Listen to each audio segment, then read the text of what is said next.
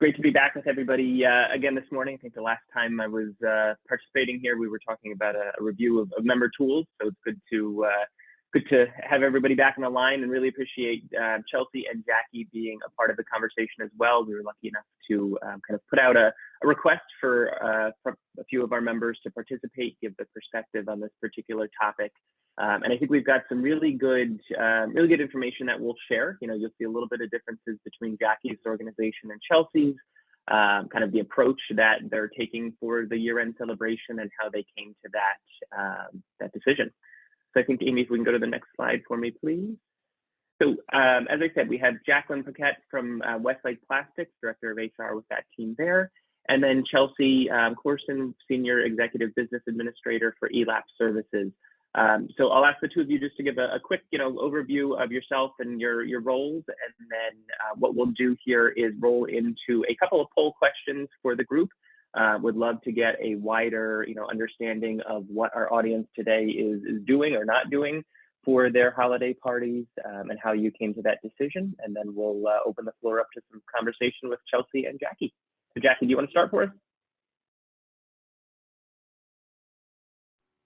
Sure. Good morning. I'm happy to be here to talk about at least a fun topic. So as Matt said, I'm Jackie Paquette. I'm the Director of Human Resources at Westlake Plastics Company. We have about 115 employees between two sites, one in Lenai and the other one in Mayfield, which is right next to Spring. What we do, we're a plastic manufacturer of implantable medical devices. And if you know anybody that's looking for a job, please send them my way. Thank you. Thanks, Jackie. Hi, good morning, everybody. I'm Chelsea Corson. I'm the Senior Executive Business Administrator with ELAP Services. So I work really closely with our executive team, our president, CEO, founder, and co-founder of our company. And I kind of serve as a bridge to our human resources team as well. To piggyback what Jackie said, if anybody out there knows anybody looking, please send them our way as well. I'm very excited to be here today, talk about a fun topic, talk about the holidays. We all know last year was a rough year for everybody, so excited to hopefully do something different this year, and talk about holidays. Perfect. Thanks, Chelsea. Yeah, and it's a good point, right? So last year was kind of the first year that we were having to grapple with this, and it was I'm sure many of us certainly didn't have in-person parties or celebrations. This year, a little different, right? We've still got COVID kind of lingering around, but with vaccines and some of the other areas where we've made some strides, maybe a little bit different in terms of decisions, but we'll see here in a second. So Ben, I think now would be a good time, maybe if we can pull up the first poll question and send that out to the group to get the response. So this is, something that's been coming up in a number of my peer groups that I've run over the past several months, as we're sitting just under a week before November here. So starting to think more and more, some of you may have already made a decision in terms of what your plans are for the end of this year. Some may still be waiting, see what happens. So if you wouldn't mind just taking a minute here and clicking on your appropriate response, we'll see what comes up. So pretty good distribution here, still sitting at about 40% that don't know what they're doing for this year, right? So you've got a little bit of time. I know, in a lot of cases, or in some cases, organizations are actually pushing into the new year, right? So we might be talking about a January or a February type of event, as opposed to December event, which is, historically a little bit more typical, maybe. So you may have some additional time. A lot of good people going back to in-person, so that's good to see. Some of you doing a hybrid, and then others, no event at all, using that funds towards more of a bonus or an employee gift. So good to see. And then the next question that we had, if we can pull that one up for the group here, Ben, I think is going to end up being related to your decision, right? So did you survey your employee population to determine your plan? Did you send out a survey monkey or something through your HCM technology platform to get input from your employees specifically? Can be one of those double-edged sword kind of question. So I'll be curious to see how many of our participants today did actually survey their employees. There you go. All right. So 91% said no. And then we've got about, just under 10% that did actually survey their employees. And yeah, it is, like I said, it is more that double-edged sword. I think, if you come back with a population that says, yeah, we absolutely want to have an in-person party, we're craving that, and then it can't be done safely or appropriately, then you're, in a tough situation there. So not surprised to see those results. Getting some participation in the chat too. Looks like somebody's not doing anything big necessarily, but kind of a week of in-house parties, so that everyone that does come to the office can participate. Great. And this will be something that we'll talk about a little bit. Of course, we do have Amy on the call here. So as we get into the conversation with Chelsea and Jackie, part of that consideration will be, if you are holding an in-person event, are you requiring vaccination? I know we had a member send a question in through the hotline the other day, similar to this, as well as, if we're not requiring vaccination, can we require a negative test? So we'll get Amy's thought on that towards the end of the conversation here. About 2/3 aren't requiring vaccination, and then about a little bit more than a third there is going to be requiring vaccination for their in-person event. Yeah, and John, I'm seeing your comment there about planning an event in early 2022, and that's one of the reasons why I'm hearing some people, pushing events off. Aside from, it's just frankly budgetary reasons. It's cheaper, after you're past the holiday season, but certainly kind of reassessing COVID as we get into early 2022 to see if there are any updates to take into consideration. I think we've got one or two more questions, and we'll jump into the conversation. So this is something that comes up quite a bit in my peer group conversations, my one-on-one conversations with members. If you are hosting a virtual event, of course, one of the things that we've seen come out of COVID is a rise in organizations and companies that are kind of third parties to facilitate these things, whether it's a trivia contest or some other type of virtual escape the room. So if you are doing a virtual event, are you doing that in-house, or are you kind of pulling in a third party to help facilitate? Okay. So here again, 20% looking at pulling in that third party, and then about 80% of you are doing it in-house. And I know we do have a number of members who have used, third parties. So if that is something of interest, feel free to send that in the chat, or send one of us an email. And if you'd like recommendations, I'm sure we can find a few companies for you. That's all. All right, perfect. So appreciate everybody participating in that quick little poll and survey there. Good to see kind of where everybody's heads are at. So Jackie, Chelsea, if you guys want to take yourselves off mute, we'll talk through the points that we had here on the screen. Jackie, maybe if we start with you again. I know you gave a little bit of the organization overview, but like you said, sitting right at around 100 employees, 2 locations. But give us a sense of what pre-COVID historically you all did from a holiday year-end celebration party perspective, what you did last year, and then how you came to the decision of what you're doing for this year. Absolutely. So it was usually pre-COVID, our big event. We had it outside, catered. People actually got dressed up in their ugly Christmas sweaters. We had contests, family members. As I said, it was, and we usually had it the week before Christmas, because a lot of people take that week off.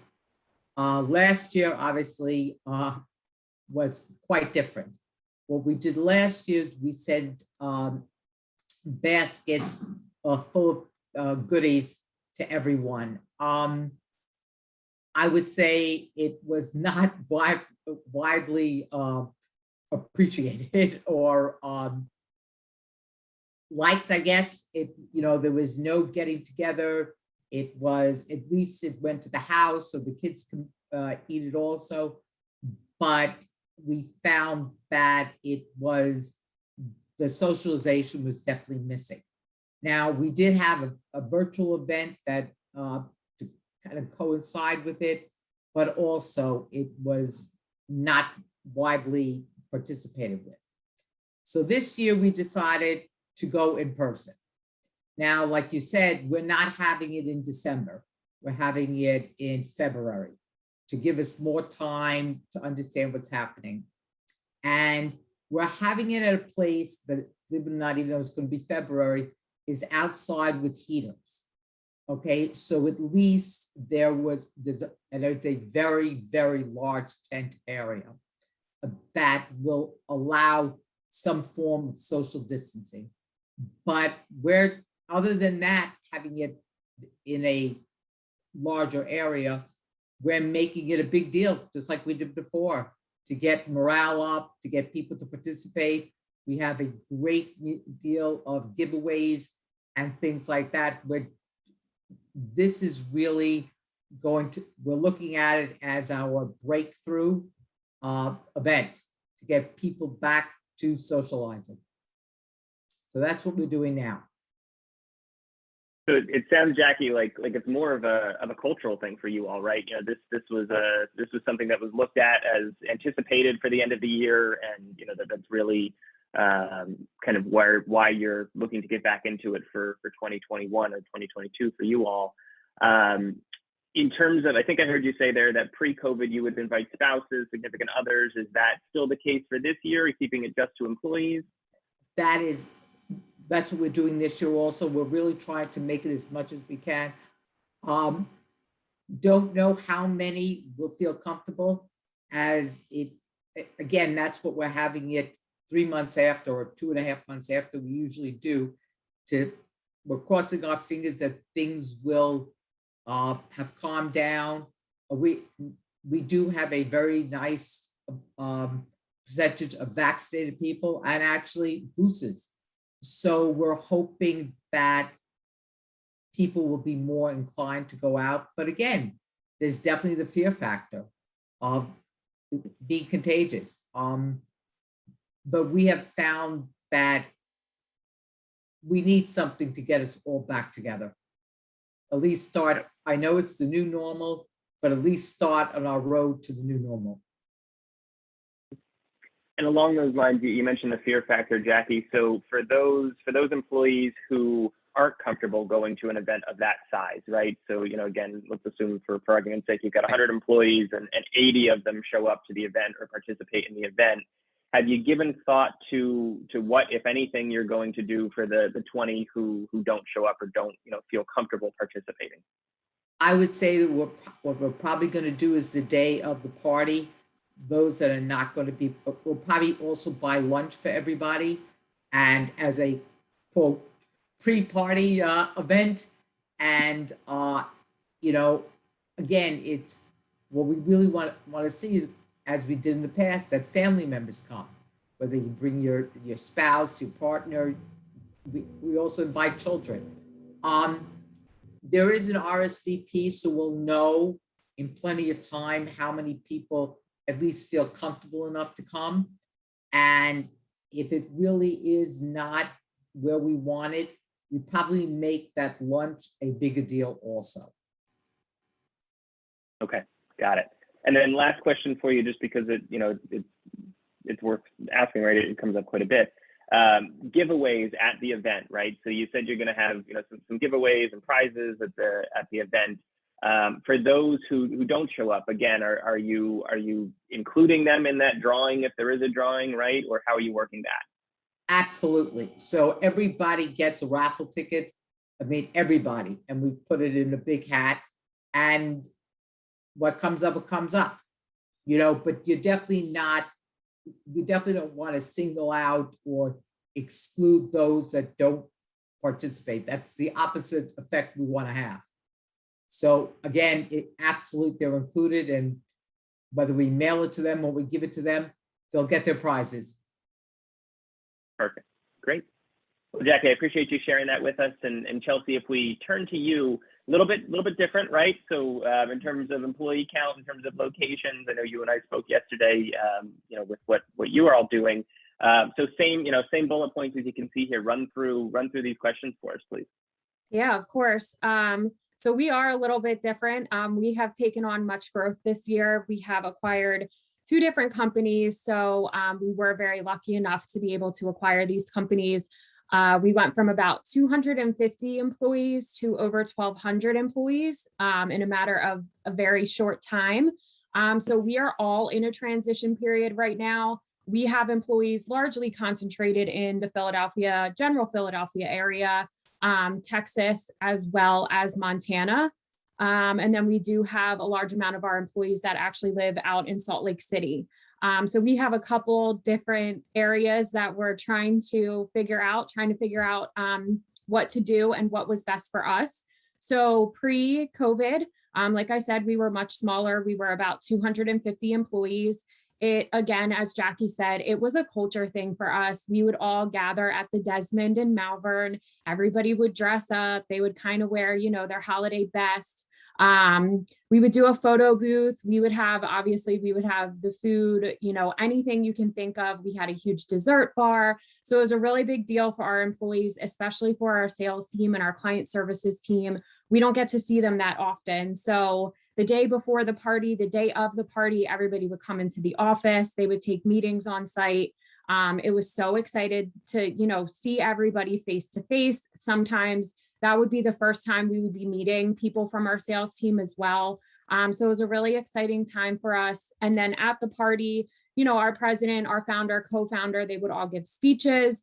We would give out awards. And we would also do like tenure awards as well. So recognizing our employees that had a long tenure with us.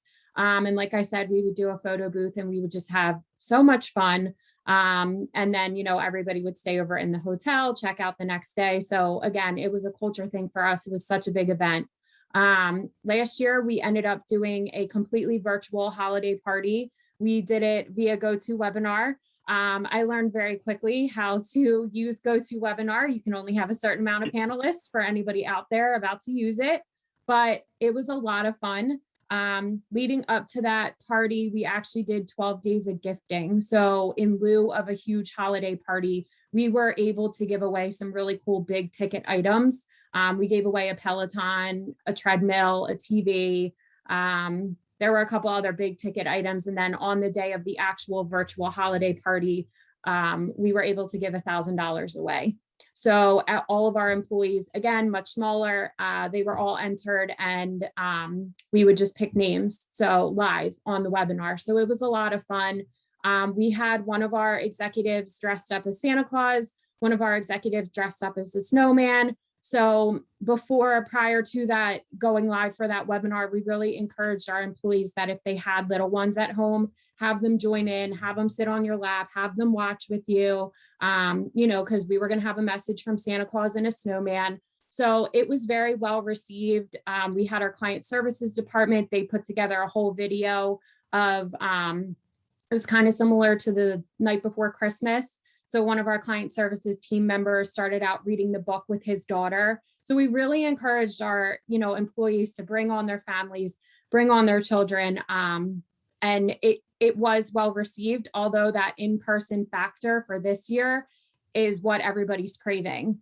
So this year, as it stands right now, we are not doing an in-person party. Like I said, we are all in a transition period. So trying to figure out what to do and how to do it kind of now in a short amount of time was a big logistical kind of hurdle we were going to have to cross over. So as it stands right now, we will do one big virtual holiday party again. We are going to encourage people that if they are local to each other, they want to get together and do something in person, they can do so. But, we're not going to be gathering for any kind of big celebration. We did throw around the idea of doing something here in Philadelphia, something in probably like Dallas, Texas, something out in Salt Lake City, and something in Montana. But again, logistical hurdles, vaccines, what should we be doing about them? Do we require them? It was just a lot for us to handle this year. So as it stands right now, we'll just stick to everything virtual. And again, we're going to do big ticket items, big giveaway items. So it should be a fun year again. And then all of our employees will also receive a gift in the mail. So everybody will get something that way as well.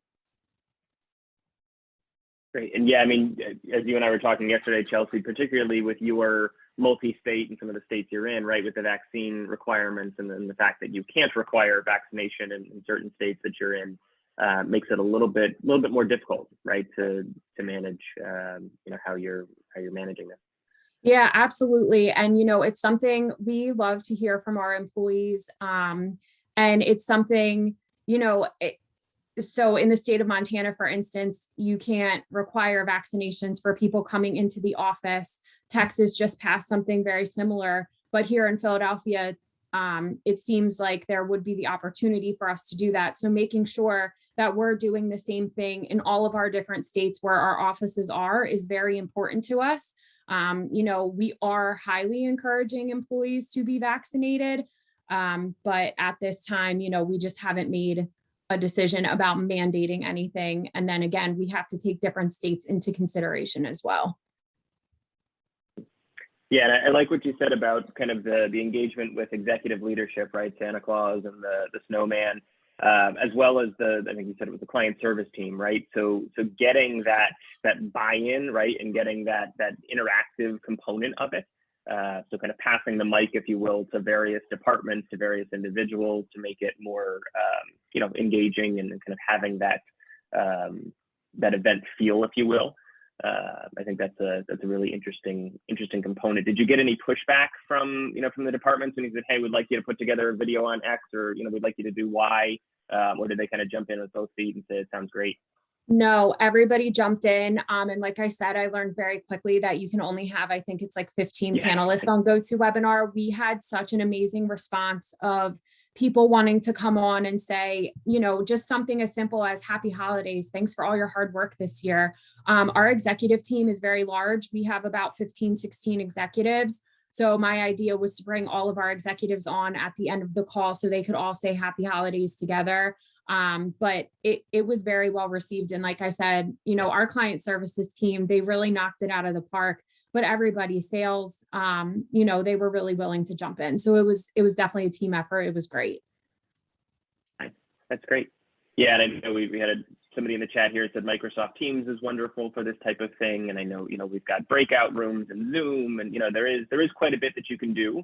But to your point, looking into those capabilities, framing out the idea, right, and then looking into the capabilities of the platform that you're currently on, because you don't want to get caught on a platform that can't facilitate polls or can't facilitate breakout rooms. But no, there's some really unique and creative things I think you can do, now more than ever with the different platforms. So great. Perfect. Yeah. Anything else either one of you wants to kind of offer to the group here before I open it up to any questions that anyone in the audience may have? I don't think so. Perfect. Well, yeah, like I said, really appreciate the kind of both ends of the spectrum there, right? So Jackie, we have you doing the in-person event and kind of the ability to do that, and then Chelsea more of the remote on a very grand scale. So really appreciate the thoughts there. If anyone does have questions, certainly feel free to add them into the question and answer panel here, send them into the chat as well. We do have Amy on the line with us. So as I said, I know we do have one question that came in through the hotline that I think is worth addressing for the group here. And then Sonia's interested in whether or not anyone can recommend a vendor to coordinate that holiday party event. Sonia, if nobody chats in with one, again, I'll put that out to my peer groups, because I do believe there are a few that have used that. So great. Amy, maybe if you want to pop on video real quick, we can address the one question of whether or not you can require vaccinations for particularly the holiday party, right? So maybe not as an organization we're requiring vaccinations, maybe that's still voluntary, but if we are going to host an in-person party or gathering, can we require vaccinations or a negative COVID test within a certain amount of days for that gathering? Right. Well, good morning, everybody. And I like to say I take the role of Grinch in all of this. So we're talking about these fun holiday gatherings, and I get to pour cold water on it. But I just had this conversation with a member the other day. It was we have 20 employees, 18 are vaccinated, 2 are unvaccinated. What do we do about the holiday party? Do we not invite the 2 unvaccinated folks? And so there's a lot of considerations, obviously. One is state law. As you mentioned, there are some states where you can't mandate, at least at this point, Montana and Texas being 2 of them. So that you have to look at that first. But I think you really need to kind of look, when you're thinking about what are you going to do for the holiday party, what are you doing in the workplace? If you're not mandating vaccines in the workplace, are you really going to mandate vaccines to come to a holiday party? I don't think that makes sense. I think it sends the wrong message. And then there are all sorts of different options. I was just talking to someone the other day. You could do an event where you have 2 rooms, for example. One room could have a fun activity going on, like those virtual, the pretend gambling. I've been, involved in parties like that. You have that room going on, you have masks, and then you have a room with food and drink, and obviously people are eating and drinking, they're not going to wear masks. And then people have the option which room they want to be in and what they feel comfortable with. So I think there are a lot of different ways to do it. If you do want to require vaccination, but then you're worried about leaving the unvaccinated out, you could have a testing option, a negative test within 48 or 72 hours. I think there's a lot of different potential ways to do it. And I think at the end of the day, every company, again, unless you have some legal issue of the location that you're in, I think you need to, it becomes a culture issue. What are we weighing against? Are we weighing against the small chance of someone getting COVID? And I don't discount that at all, but the relatively small chance of someone getting COVID versus the potential exclusion of people from the holiday party because they're not vaccinated. And like I said, I think what you're doing in the workplace sets the table for that quite a bit. Any other questions? Looks like one of the big questions is that virtual kind of host or virtual third party. So I will work to identify vendors and send those out as a recap here. But any other particular questions for either Chelsea, myself, or Jackie before we turn it over to Amy to go through?